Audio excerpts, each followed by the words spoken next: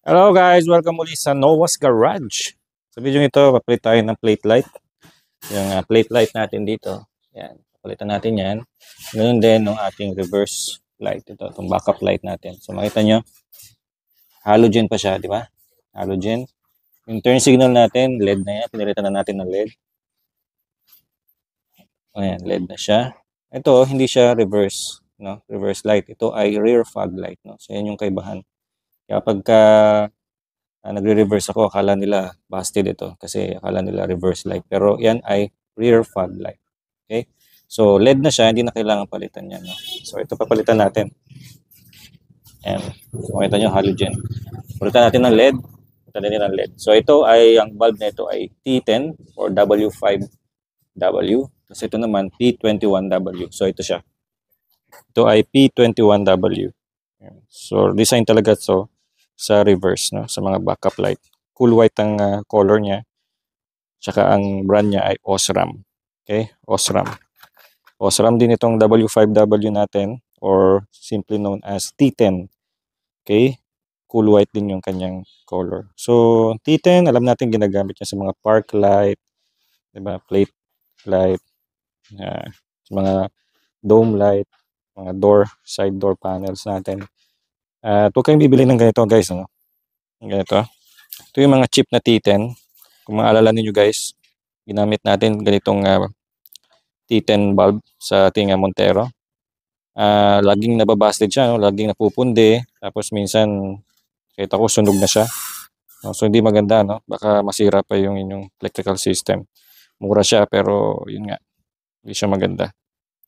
Okay, so gamit kayo lagi ng mga branded tulad ng Osram, Philips, you know? Mga branded na LED products, no? Mahal siya pero sigurado naman kayo na safe. Okay? So, kabit natin muna yung reverse light. So, ilalim tayo guys, no? Para madukot natin ito. Okay? So, dudukutin yan dito sa ilalim, no? Sa loob ng bumper. Tulad ng ginawa dito. Ginawa natin dito sa turn signal. Magkatabi lang naman yan. Pero ito kasi medyo challenging ito eh. May nakaharang kasi. So, saktan pa yung gumawa niyan. Hindi ko to DIY, ano? Pinagawa ko to sa Lux Film, yung gumawa ng ating tint. Yan, kasi may mga LED din sila. So, pinasabay ko na to. Sila na nagkabit ng ating turn signal. Apat yan. No? So, wala namang hyper flash yan. No? Maganda yung produkto nila, hindi nag-hyper flash. So, kung gusto nyo ng turn signal na hindi nag-hyper flash, kontakin nyo si Lux Film. Nandiyan sa description yung kanilang link. No?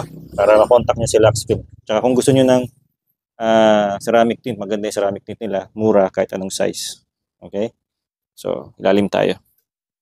So, medyo may problema tayo rito kasi may nakaharang siya, no? Yung pinaka metal beam niya nandito sa bumper.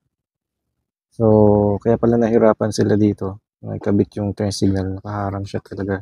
May konting opening lang dito. Yung kasing reverse light nandito siya. So, liit lang, oh. Liit lang ng opening. Subukan ko siyang kapain, pero hindi ko na to kayang videohan, no, guys, no? Tutok ko na lang yung camera dun sa labas. Pero subukan natin kapain, no? Para matanggal natin at mapalitan. Okay?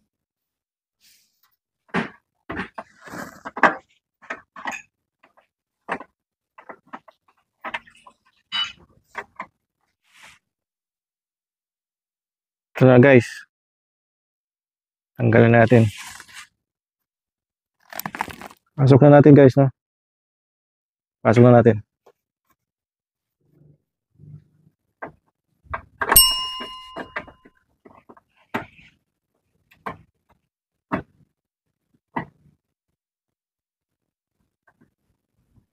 Bali, ang diskarte lang dyan, medyo masikip lang ano, pero kaya naman dukutin. Yung sensor na to, may connection yan. Tatanggalin nyo para magkaroon kayo ng space ng kaunti. Ano? Yan. Tapos madudukot nyo na siya. Okay? Madudukot na siya. So yung sensor niyan, declip lang yan. Tatanggalin nyo lang para magkasya yung kamay ninyo. Makuha nyo yung socket ng bulb. Okay? Kita nyo, yan na siya. Wait lang. Yan. Tingnan natin kung iilaw.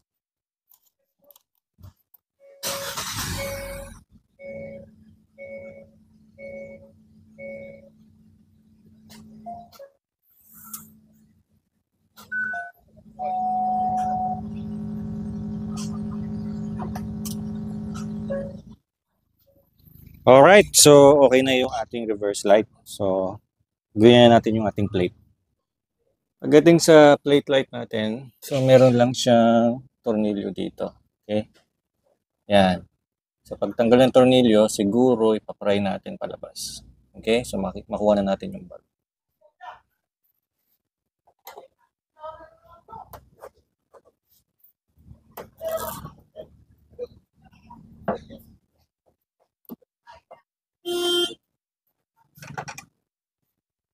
So, lalagyan nyo lang ng tape, black tape para hindi magasgas.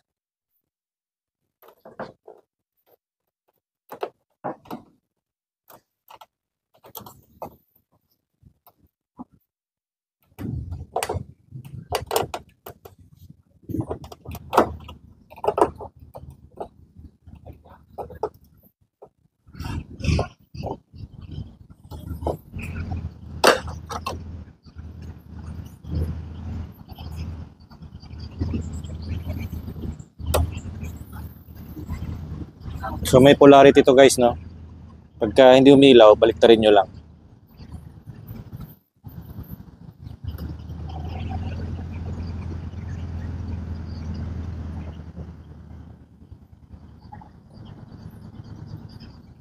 Kabit muna natin yung kabila.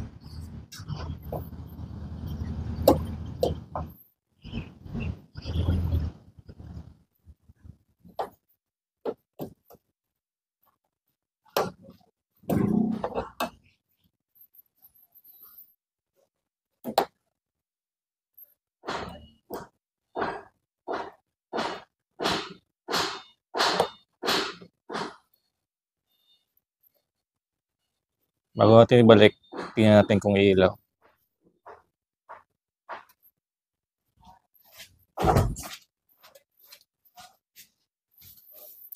Okay, yung isa hindi umilaw, ibig sabihin baliktad yan.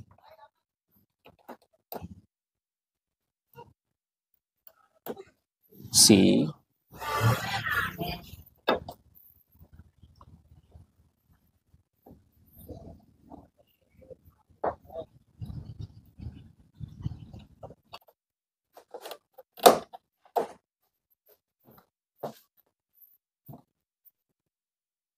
So, tingnan natin siya sa gabi.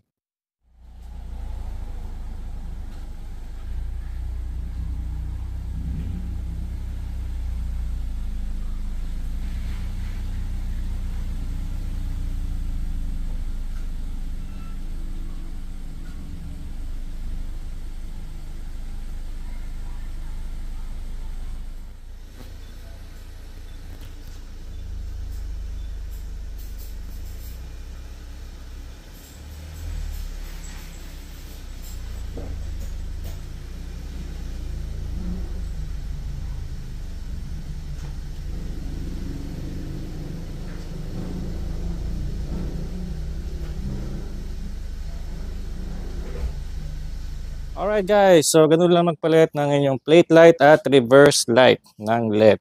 Okay, so sa ibang mga sasakyan, the same lang din naman ng mga bulbs yan. Ganun din naman ng pagpalit. Iba't iba lang yung procedure, no? Sa Montero, nakita nyo. Tsaka dun sa ating yung accent before. So pares lang din naman, T10. Magagamit nyo yan sa mga side doors ninyo, sa dome light, map light, park light. Okay, so again, gamit kayo ng inyong branded na LED, no? Huwag kayong gagamit ng mga Chipipay, baka matustangan yung electrical system. Okay guys, so yung product link niyan, ilagay ko sa description below para makabili kayo ng Osram na original. Okay guys, maraming salamat sa panonood at mag-subscribe kayo. Huwag kayong kalimutan, subscribe at i-like ang video na ito. Sa ulitin.